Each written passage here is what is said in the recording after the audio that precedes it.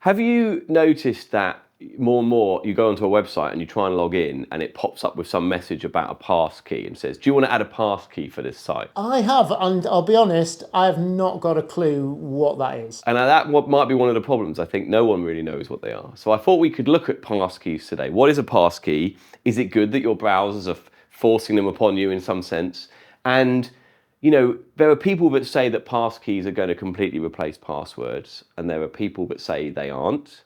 What's that about? Let's explain that. And I think we'll probably come to this, I'm guessing, but if I've set up a passkey on my laptop, how do I use that on my phone? You can't. Right. We've done loads of videos on the past on passwords, so we're not going to talk about them today. Let's just focus on a couple of the real problems with passwords that are around even still in 2025, 2026. Passwords are misused by a lot of people. Right? They choose weak passwords, they reuse passwords in different websites, despite many hours of sitting through cybersecurity training telling you not to do this. And the reason that's a problem is that if someone breaks into one website, they then have access to all the other websites that share that password.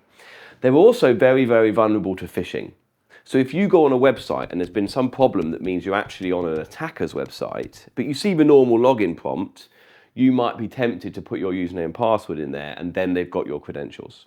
Right? So passwords are hard to remember.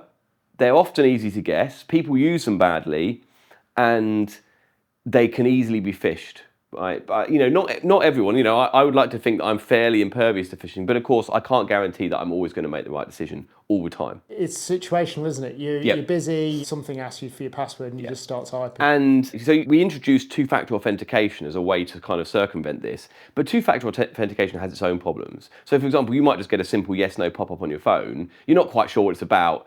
Don't click yes is my big advice if you're not sure. So the first thing to know about passkeys, or WebAuthn, which is the underlying technology, is that it's not based around hashed passwords. Right? It's based around public key cryptography. So let's just very briefly recap that as well. You have two keys, a public key and a private key. And the whole point of public key cryptography is you shouldn't be able to find out the private key or calculate it if you've been given the public key. So maybe I have a public key here, and I also have a private key here. And I can send that public key out to various people to do various things with, and I can hold my private key back and never give it to anyone. And you cannot, given that I've given you the public key, tell me what my private key is. Anything encrypted with the public key can only be decrypted with the private key, is that yes, but we're not talking about encryption today, okay. Right? So we're talking about digital signatures. Let's suppose you have some kind of token that you want to sign and verify with the public key. You sign this with the private key. So there's an algorithm to sign it, and you sign the token with the private key. Only I can do that because I'm the only one with the private key. And then you can verify this with the public key, right? And you get a yes or no answer that says that token is valid and has been signed by Mike, right? And this is used all over the internet, for example, in TLS handshakes. Now, the overall goal of a passkey is that instead of typing your password into a website, they send you a token, you sign it with your private key, they verify that with your public key and let you in, right? That's the overall intuitive what's going on. Now, it gets a lot more complicated than that because you've got to think about who's got the token, where did it come from, where are these stored, who sent them and generated them. But that is, broadly speaking, what a passkey is. So how does this work? Well, let's imagine we've got three different kinds of people. I'm using all the colors today. I'm really, I'm going for it. So you have something called a relying party, which I'm going to summarize as RP. The relying party is the website or other entity you're trying to authenticate on, right? So you've added a passkey, or you're going to add a passkey to, let's say, an online shop. They are the RP in this situation. And most of this happens on the web, right? It's possible to use this elsewhere, but this is mostly web. The client is the device or the browser or whatever it's software you're using to talk to the RP and to eventually authenticate. That's at your end, the user. That's at your end, yeah. So this is over on the server. This is you over here. And the client will be your browser. And finally, at the back, we have something called an authenticator, which I'm not going to be able to fit in this box. I'm going to start small. Hooray. Right, you can't read it, but I did finish the word. Now, the authenticator is the thing that actually does the signing with the private key. Intuitively, what's going to happen, and we have to think about why we would do it this way, is that the RP is going to hold your public key. They've got that from somewhere. the authenticator is going to hold the private key, and then there's going to be messages going back and forth with this token to give you access to various websites and things like this. We could dive into the whole of WebAuthn, and maybe we can do a video at a later date where we go into much more detail about the actual protocol. Or maybe we even demonstrate creating some passkeys and see how they work. Right? But for this video, let's keep it a little bit higher level and talk intuitively about what this is doing that passwords do not do. So what is this token? Right? That's the first question. So do you remember that scene in the Bean movie, right? The Mr. Bean movie, where he's waving his ticket in first class, his first class ticket, and he's really proud of himself. That's a little bit like this signed token, right? You've got a token, you're waving it around and people are letting you into things. But you've got to think, if I've signed a token and you get hold of it, what's to stop you then taking that token and going off somewhere else? Waving it around. Yeah. So in actual fact, we need to guarantee that this token changes every time. We can't just say, let's say, sign your name, because you could then get a copy of that signed name and then use it on a different website or use it on a different website. So this token has to be fresh, right, is the word we would use. It has to be new. Okay, so that's one thing to think about. So at the beginning of a request, an RP is going to generate a token and send it to the client and say, this is the one I want you to sign. Not just some generic one, this specific one for this specific login session. And once that expires, you're going to have to go again with a different token. Right? So that's something to bear in mind. Let's talk about the generation process. When you go on a website and it says, would you like to add a passkey, what actually happens? Well, the first thing is that the RP, which is the website, will ask your client, I want to generate a passkey, and they're going to send various information over to the client. This is going to hold various bits of information, but the first things it's going to include are the ID of the domain that you're registering. So let's say, amazon.co.uk, right? It's very important that tokens work on only a single website for the obvious reason that you don't want to be using them on the wrong website. You also don't want some other website like mikespecialamazon.co.uk to be able to get an official signed token, because then I could man in the middle and I could start trying to pretend to be you. So they have an ID, they have some user information, and they have other kind of info that I'm going to just sort of wave away on things like how they expect this to be used, whether they expect the user to have to verify themselves and things like this. The client is going to forward some of this information and some new information on to the authenticator. Right? So for example, they're going to send a hash of the client data. That's going to include things like the generation challenge token. I'm going to write it in purple actually. So this actually, I forgot this. The RP does generate a token specifically for the creation process as well as the signing process. So this data gets built into this client data as well as the RP information, right? RP ID, which is, the domain ID. What is the authenticator? We talked about this. This is the browser. This is some website that you're trying to create a passkey on. What is this? Well, it could be a few different things. It could be your Windows Hello, right? Windows Hello, log in with your face, log in with a PIN. That's something. Apple have an equivalent. It could be your, YubiKey or some other two-factor authentication key. It could be your mobile device, right? It's a device that holds the ability to authenticate these messages, to sign them with the private key. And the way this has been designed is this is kind of modular. So you can have your browser have passkeys from your password manager or from your operating system or from your phone. The idea being that it's more versatile, you can store these in different places. So this goes to the authenticator, and the authenticator generates our public and private key pairs. Right, public, not in green, not in green. The authenticator is also going to produce an ID for this particular passkey, right, which is just this one pair of public and private keys that's going to be used for this specific website from this specific client. And this is called something called context binding. So the idea is these are now intrinsically linked, right? You can't use this private key to sign a different client's request to an RP. So this is when I asked about, made one on my laptop, can I use it on my phone? Yeah, no, right? You can't do that unless the authenticator is your password manager, which is portable. So there are some kind of portable implementations of this, but there are also some that are not portable, like your laptop. It creates an ID, which I'm going to have to use the last color, right? Like this is the ID for this particular set of credentials, right? And this goes back this way. So we pass this back and we pass this back. And eventually what happens is this public key and the ID get stored on the relying party, right? So now your website stores this, right? This private key and the public key and well, not the public key is less important. This private key and the ID get stored on the authenticator. So that is the generation process. Now, what happens when we actually want to log into a website? So normally you would go in and you would type in your username and you type in your password and there would be an authentication mechanism there. So I'm going to clone this piece of paper and I'm going to use it. In fact, I can do this. Oh, this is very exciting. There we go. Right, and I'm going to kind of recreate the parties involved. Our client wants to log us into this RP, right? Or the RP So this is another day, it's a new session, you did this all... Yeah, okay. So the RP is going to send a request. It's going to get a signature from this authenticator. And that's going to include a new clean token that's not been seen before.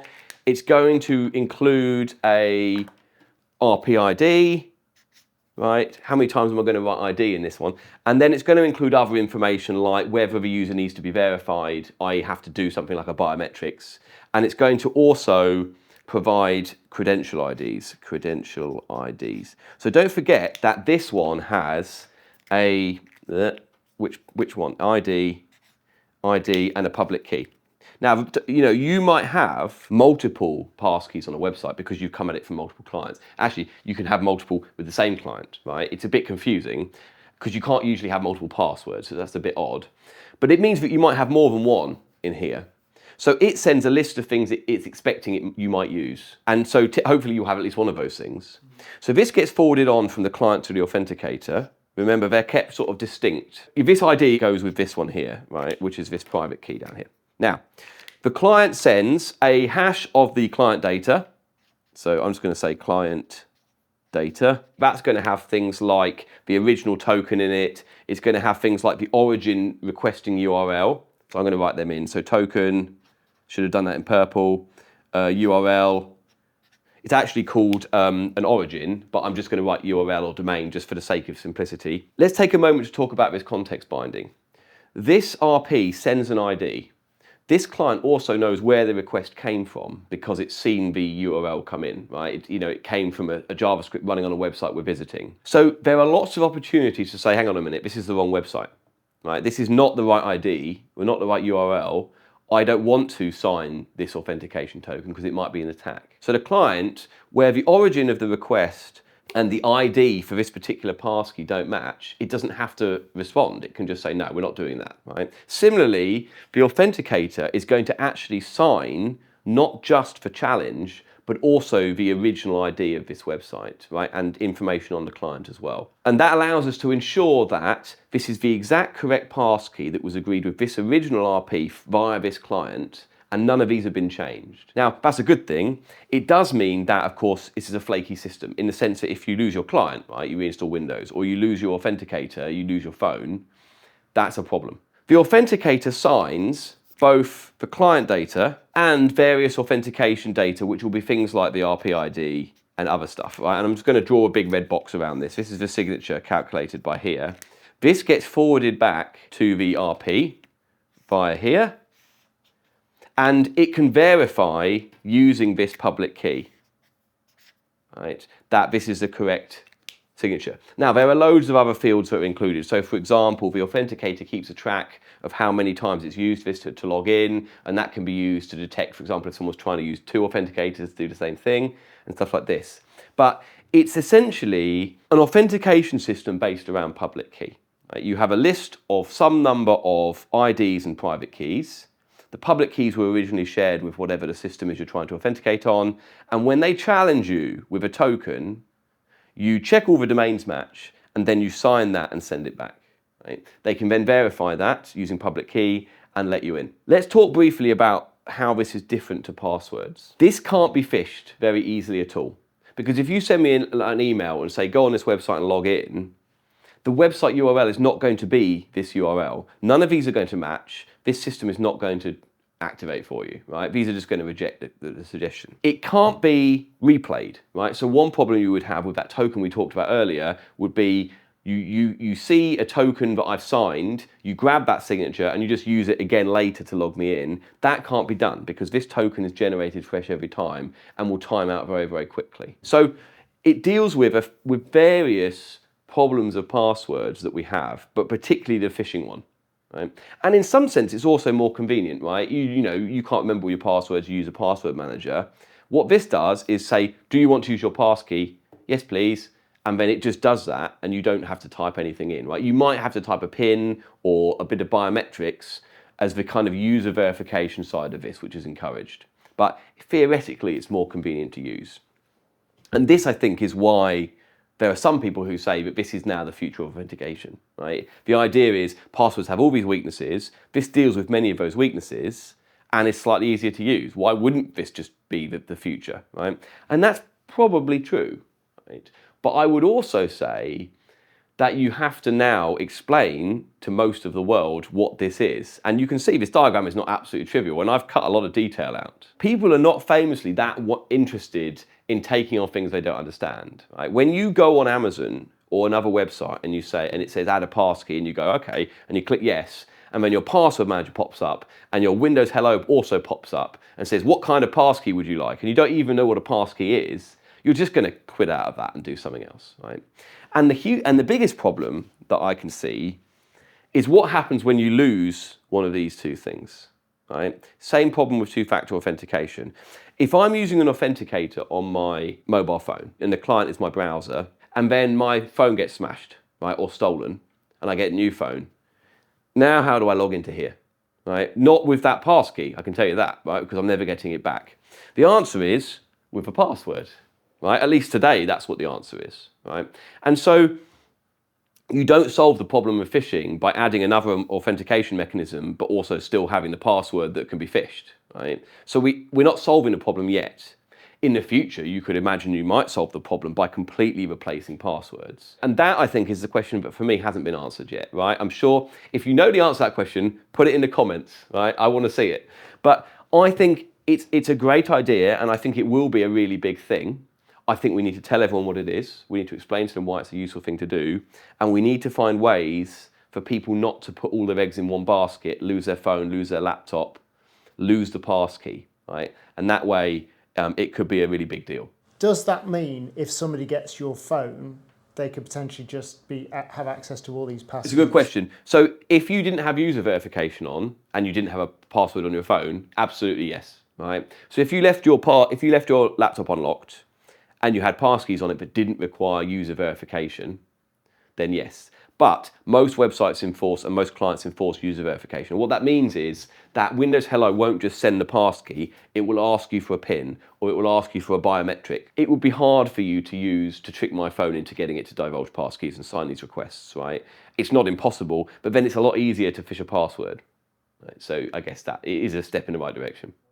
There are obviously huge benefits to knowing more about AI, programming, and computer science in general. But where do you start? Why not try Brilliant for a personalised, interactive, and beautifully designed journey through myriad topics? These are fantastic, and they're adding new courses all the time. As you can see, this is learning by doing, by solving problems, and being encouraged along the way. This could be the start of something huge, maybe the launch pad of a new career for you or for someone to who you gift a Brilliant subscription. Can you picture that? Now, to learn for free, go to brilliant.org/computerphile or scan that QR code on screen, or click the links in the description, the comments, all the usual places. Brilliant's also giving our viewers 20% off an annual premium subscription, which gives you unlimited daily access to everything.